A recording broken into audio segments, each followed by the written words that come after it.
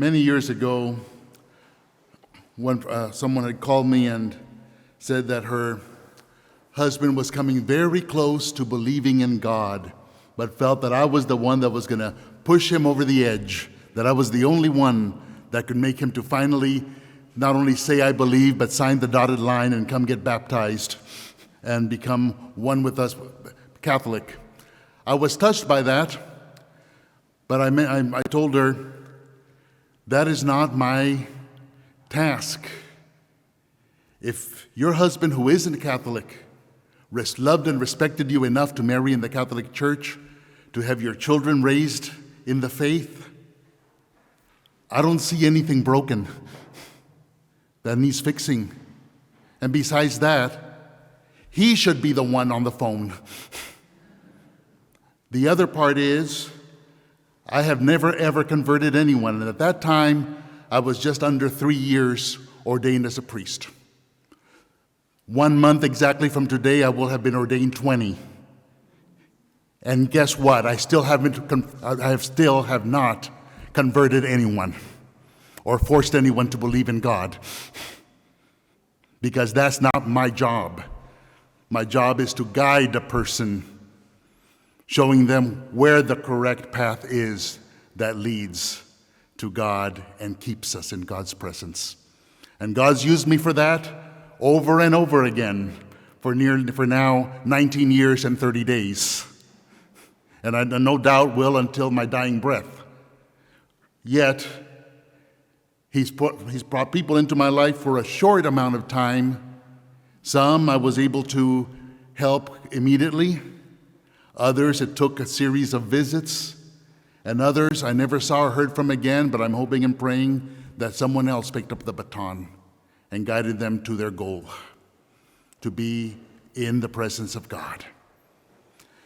Today, in the Acts of the Apostles, we heard something where Paul and Barnabas, the admiration goes over the edge, and people are not looking up to them for their holiness. They're trying to make them gods, something that they truly are not. And of course, Paul responds saying, you can't do this. We're human beings like yourselves. It's the Spirit of God that has inspired us to minister to you. That's it. And that's what Jesus tells the disciples as well as us. Keep the commandments and observe them. That's a good place to start. A very good place to begin nurturing that love of God. Because whether we're not going to follow them perfectly. We're human beings, we're going to fall from time to time.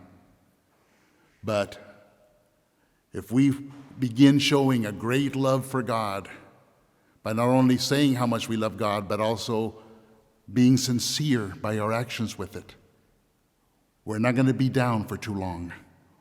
The stumbling block does not have to be the grave, the end of the line. And of course, the Holy Spirit will give us that moral courage to say and do the right thing at the right time. That's what it means to have love at the base, and then, of course, the Holy Spirit does the rest.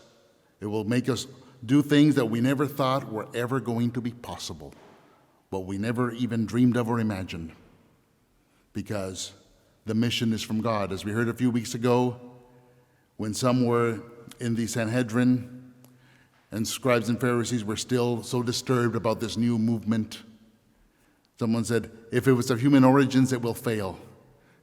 If it's of divine, then there's nothing we can do. Step aside. And that's what so many over the centuries have done. Catherine of Siena responded to God's love for her, and with great love for the church, she accepted God's mission with great moral courage to tell the Holy Father, several of them in fact, this is where you belong. This is where the church leadership needs to be. And it took centuries, but this great giant of our faith became only the second female doctor of the church in 1970, almost 3 centuries after her passing. Almost 5 centuries after her passing, but it's about God's time, not ours. Just 5 days after another giant, Teresa of Avila, doctors of the church, show that God's reach has no limits, to whom God will touch and whom the Holy Spirit will inspire to fulfill Christ's mission of salvation.